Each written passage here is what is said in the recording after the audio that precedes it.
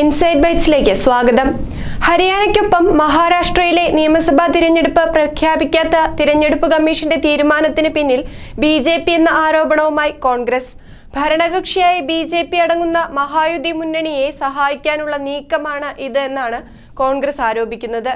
ദീപാവലിക്ക് മുൻപ് തിരഞ്ഞെടുപ്പ് നടക്കുമെന്ന പ്രതീക്ഷയിൽ ഇരു മുന്നണികളും പ്രചരണം തുടങ്ങിക്കഴിഞ്ഞു. 2019 മഹാരാഷ്ട്ര, ഹരിയാന നിയമസഭാ തിരഞ്ഞെടുപ്പുകൾ ഒരുമിച്ചാണ് നടന്നത്. ഇത്തവണയും അങ്ങനെയാകുമെന്നായിരുന്നു കരുതിയിരുന്നത്. എന്നാൽ പ്രതീക്ഷകൾ തെറ്റിച്ചുകൊണ്ട് ഹരിയാനയിൽ മാത്രമാണ് തിരഞ്ഞെടുപ്പ് പ്രഖ്യാപനം ഉണ്ടായത്. ചില സൗജന്യങ്ങൾ ജനങ്ങൾക്ക് നൽകി സ്വാധീനിക്കാൻ ഷിൻഡേക്കും കൂട്ടർക്കും അവസരം നൽകാനാണ് ഇതുവഴി തിരഞ്ഞെടുപ്പ് കമ്മീഷൻ ശ്രമിക്കുന്നതെന്ന് കോൺഗ്രസ് ആരോപിച്ചു.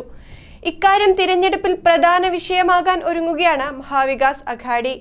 സ്ത്രീകൾക്ക് പ്രതിമാസം 1500 രൂപ അടക്കമുള്ള ക്ഷേമ പദ്ധതികൾ ഏക്നാഥ് ഷിൻഡെ സർക്കാർ ബജറ്റിൽ പ്രഖ്യാപിച്ചിരുന്നു.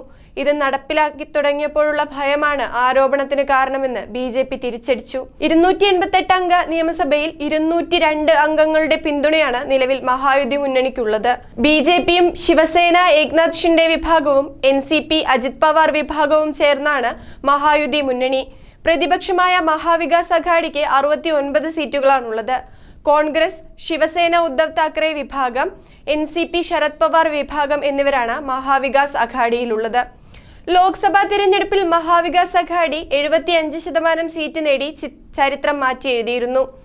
ജമ്മു കാശ്മീരിലെയും ഹരിയാനയിലെയും നിയമസഭാ തിരഞ്ഞെടുപ്പ് തീയതികളാണ് ഇന്നലെ പ്രഖ്യാപിച്ചത്. 3 ഘട്ടങ്ങളിലായാണ് ജമ്മു കാശ്മീരിൽ നിയമസഭാ തിരഞ്ഞെടുപ്പ് നടക്കുക.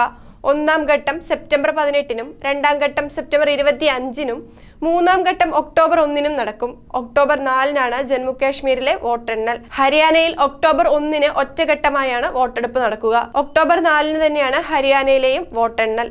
ജമ്മു കാശ്മീരിൽ കനത്ത സുരക്ഷ ഒരുക്കേണ്ടതിനാലും ഗണേശോത്സവം, നവരാത്രി, ദീപാവലി തുടങ്ങിയ തിരക്കേറിയ ഉത്സവ സീസൺ ആയതിനാലും മഹാരാഷ്ട്രയിലെ കാലാവസ്ഥയും ഒക്കെ കണക്കിലെടുത്താണ് വോട്ടെടുപ്പ് നീട്ടാനുള്ള കാരണങ്ങളായി പറയുന്നത്.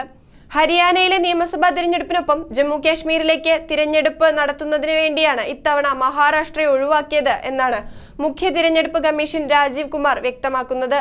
എന്നാൽ തിരഞ്ഞെടുപ്പ് കമ്മീഷന്റെ വാദങ്ങളെ പ്രതിപക്ഷ പാർട്ടികൾ വിശ്വാസത്തിലെടുത്തിട്ടില്ല. മഹാരാഷ്ട്രയിൽ തിരഞ്ഞെടുപ്പ് പ്രഖ്യാപിക്കാത്തതിന് കമ്മീഷനെ രൂക്ഷമായി വിമർശിച്ചാണ് പ്രതിപക്ഷം രംഗത്തെത്തിയത്. ബോസ് അവർക്ക് അനുവാദം കൊടുത്തിട്ടില്ലെന്നായിരുന്നു ശിവസേന ഉദ്ധവ് വിഭാഗം നേതാവ് ആദിത്യ താക്കറെയുടെ പ്രതികരണം. പ്രധാനമന്ത്രി നരേന്ദ്രമോദിയെ ഉന്നമിട്ടായിരുന്നു ആദിത്യ താക്കറെയുടെ ബോസ് പരാമർശം.